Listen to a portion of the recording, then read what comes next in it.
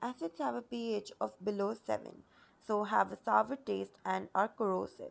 Now, in acidic conditions, blue litmus paper turns red and methyl orange indicator turns red.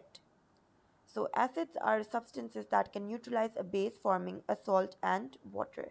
Acids react, they will lose electrons to form positively charged hydrogen ions. So, the presence of hydrogen ions is what makes a solution acidic. So, now we're going to talk about some of the typical reactions of acid. So, first we have acids and metals. So, only metals above hydrogen in the reactivity series will react with dilute acids and form salt and hydrogen gas. Acids with bases. Now, metal oxides and metal hydroxides can act as bases.